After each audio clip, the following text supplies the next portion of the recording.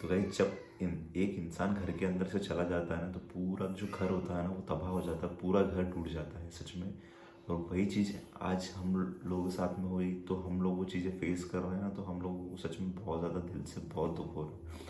और ऐसी सिचुएशन भगवान ना करे कभी किसी के साथ में आए, और ऐसी सिचुएशन कोई भी फेस करे। जिसके जिसके घर में भी ये सिचुएशन बनती है ना, तो वो बहुत अच्छी तरीके से इसको रिलेट कर पा रहा होगा कि हम लोग क्या बोलना चाह रहे हैं और कितने आज परेशान हैं हम लोग। और बात ऐसी है ना गाइस कि इतना दिल दुख रहा है ना, इतना इतने हम सब परेशान हो रहे हैं कि आज काश वो मेंबर भी हमारे साथ में होता, तो आज जो घर की जो खुशियाँ हैं ना वो बहुत ज़्यादा बढ़ जाती है और बहुत ज़्यादा खुश होते हैं हम लोग सभी लोग। आज आप लोग देखते हैं ना ब्लॉग्स के अंदर कि इतनी सारी खुशियाँ हम लोग दिखाते हैं, आप लोग को सारी चीज़ें आप लोगों के साथ में शेयर करते हैं, तो वो जो खुशी होती है ना तो वो और ज़्यादा बढ़ जाती है और आप लोगों को भी देखने में बहुत ज़्यादा मज़ा आता है सच में। तो गाइस आज ही के दिन, आज से 1 साल पहले हमारी दादी जी हमारे बीच में नहीं रही थी, और बहुत दुख है। इतनी एज भी नहीं थी उनकी जाने जैसी, 60 के आसपास थी उनकी एज। ठीक है, 60 की एज में हमारे परिवार में किसी की भी ऐसी नॉर्मली डेथ नहीं हुई। क्यों मम्मी? नहीं हुई ना? नहीं हुई। हमारे परदादा जी हो गए या परदादी हो गई, या फिर आज भी जिनकी एज उनकी तो बहुत 80-90 के है। आसपास है, वो भी आज भी है जिंदा। ठीक है, लेकिन दादी जी इतनी जल्दी हम लोगों को छोड़ के चले गए ना भाई, बहुत ज़्यादा दुख है उनका। मतलब ऐसी ऐसी बॉन्डिंग थी ना, हमें क्या ही बताऊँ आप लोगों के साथ को कि यहाँ पे कि मतलब सुबह शाम हमारे घर पे आना, हमसे बातें करना, और कुछ भी घर की चीज़ें होती ना थी ना, तो दादी ऐसा नहीं सोचती थी कि यार ये वो अलग घर है, ये अलग घर है। रहती हमारे बंटी का घर पे थे, लेकिन क्या ही बोलूँ, आज बोलने बोलने का भी ऐसा लग रहा है कि क्या ही बोलूँ। पूरे परिवार को समेट के चलती थी वो। पूरे परिवार को संभाल के चलती थी गाइस, और आज वो नहीं है ना, तो बहुत ऐसा लगता है कि कुछ कुछ तो मिसिंग चल रहा है लाइफ के अंदर। 1 साल हो गया, लोग बोलते हैं कि यार 1 महीने 2 महीने के बाद में भूल जाते हैं, लेकिन गाइस आज भी हमारी फैमिली जो है वो उनको याद कर करके रोती है सच में बस।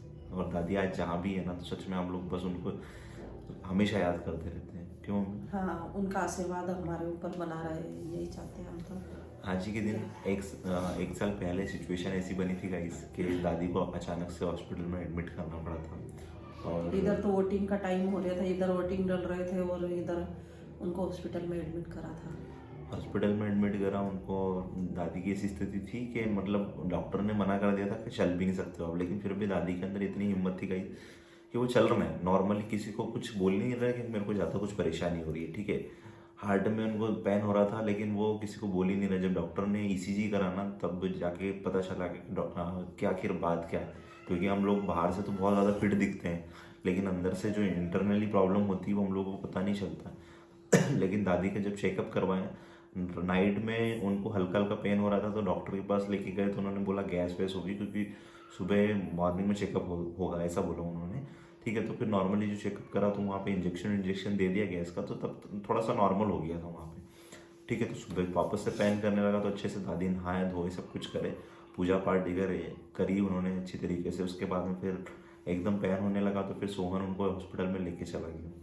जब लेके गया हॉस्पिटल में, तब हॉस्पिटल में पता चला कि जब वो ईसीजी किया ना उन्होंने कि हार्ट में ब्लॉकेज है, ऐसा कुछ बताया था उन्होंने। ठीक है, तो इनको लेटने दो, आराम करवाओ, और ज़्यादा चलाओ फिर मत, एडमिट करना है इनको। फिर भी दादी नॉर्मली चल रहे हैं और उनको कोई ऐसा लग ही नहीं रहा है कि मेरे को कुछ ज़्यादा परेशानी है। उसके बाद में जब मैं उनको देखने गई हॉस्पिटल में, उनको एडमिट कर दिया था हॉस्पिटल में, जब देखने गई तब तो मतलब मेरे आँख के आंसू तो बिल्कुल थम ही नहीं रहे थे, तो खतरनाक आंसू चलने लग गए थे। तो वो बोल रहे कि क्या हो गया तेरे? मैंने कि कुछ नहीं हुआ। तो बोले फिर रो क्यों रही? मैं कहाँ रो रही मैं? फिर उसके बाद में वो इतनी बात करने के बाद में फिर वापस में बाहर आके फिर वापस मुझे रोना आ रही थी। हाँ, बहुत ज़्यादा बहुत इमोशनली सीन ज़्यादा, था सच में। क्योंकि वो बहुत ज़्यादा करीब थे और कहीं भी जाना आना रहता तो मेरे लिए एक ऐसा था दोस्त। और तो ये बात बता रहा हूँ मैं आपको कि बोल भी नहीं रहा है कि हम मेरे को दर्द हो रहा है, दर्द हो रहा है। बोल भी नहीं रहा है कि मतलब हाँ। क्योंकि यार अरे मैं जाने वाली हूँ, ऐसा कुछ लग जाता है ना सामने वाले को।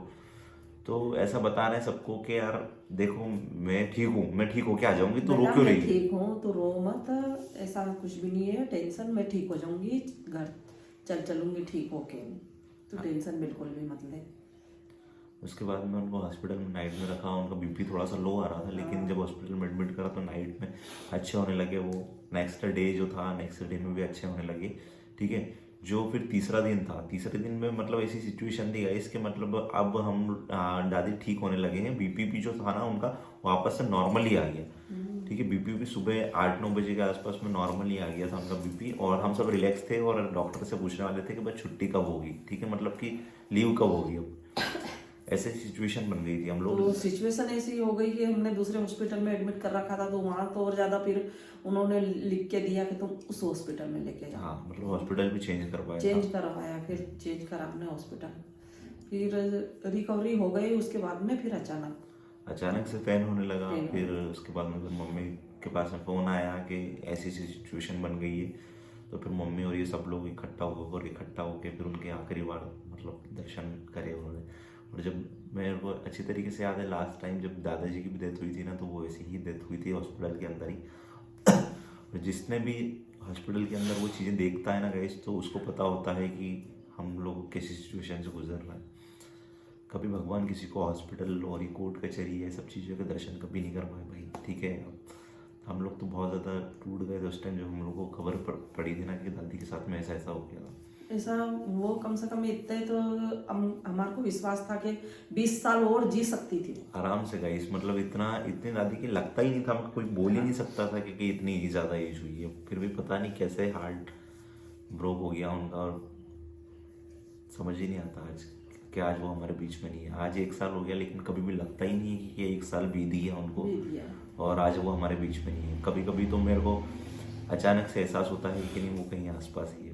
किसी को हमारे परिवार में देखो ज़्यादा किसी को फ़र्क पड़ता है या नहीं पड़ता हमको पता नहीं है, लेकिन हम लोगों की जो फैमिली है ना, इससे तो बहुत ज़्यादा कनेक्टेड थी दादी जी, और सबको बहुत ज़्यादा फ़र्क पड़ता है भाई। आज नहीं है ना वो, आज होती तो आप लोगों को इतना मज़ा आता ना सच में हमारे साथ उनको देख के, बहुत उनकी बातों से, उनकी हंसी से, उनकी मजाक से बहुत।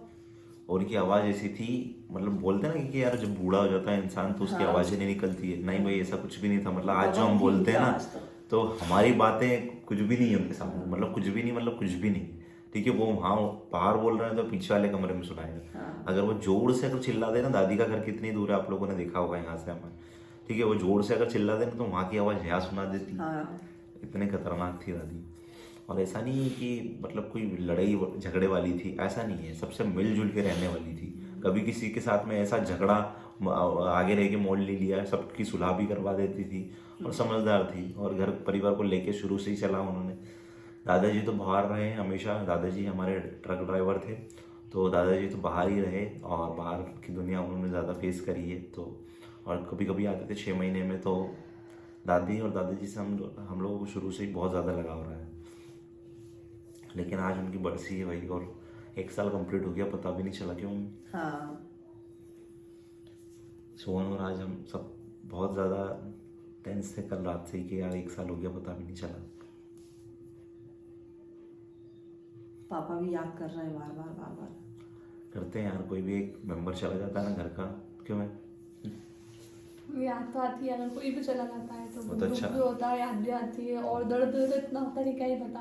भले मैं उनसे इतनी मिली नहीं वो, फिर भी मुझे उनके बारे में सब चीजें पता चल रही ना, और कैसे तो दादी तो थोड़ा सा तो गुप्त चुप मिल के आ गई थी। पर ये अच्छा हुआ गाइस के दादी मतलब महक को देख के चले गए और मिल के आ गई इनसे। मिल के आ गए। स्टार्टिंग हमें तो पता भी नहीं है, पता में उन्होंने बताया कि मैं तो मिल के आ गई हूँ, अच्छा है, बढ़िया, ऐसे करके। मतलब ये हम लोगों ने किसी के साथ में शेयर नहीं करा था गाइस कि यार दादी को कोई समाज वाले या कोई लोग परेशान नहीं करे। हालांकि उनको परेशान तो कोई कर नहीं सकता, उनके सामने कोई बोल नहीं सकता था, लेकिन फिर भी बाहर वाले तो दूर ही रह जाएंगे, घर वाले सबसे पहले टॉर्चर करने लगते हैं। तो इसलिए दादी ने बोला था किसी को बताना मत, ठीक है, कि मैं मिलने आई हूँ।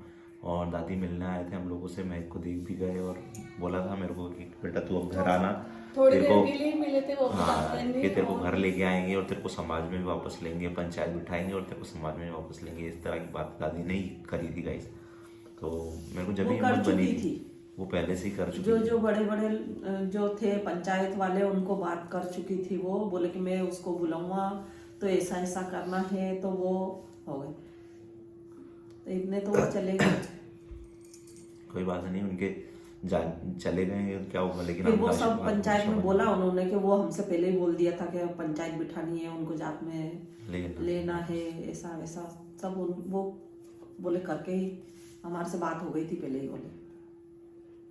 बस वो जहाँ भी रहे गाइस, हम लोग तो बस उनसे ही प्रार्थना करते हैं कि दादी आप हमको जहाँ भी देख रहे हैं तो हमें कुछ नहीं चाहिए, आपका आशीर्वाद बस आशीर्वाद चाहिए। आशीर्वाद बनाए रखना, हमारे जो बड़े बूढ़े हैं सबका आशीर्वाद बनाए रखना। हाँ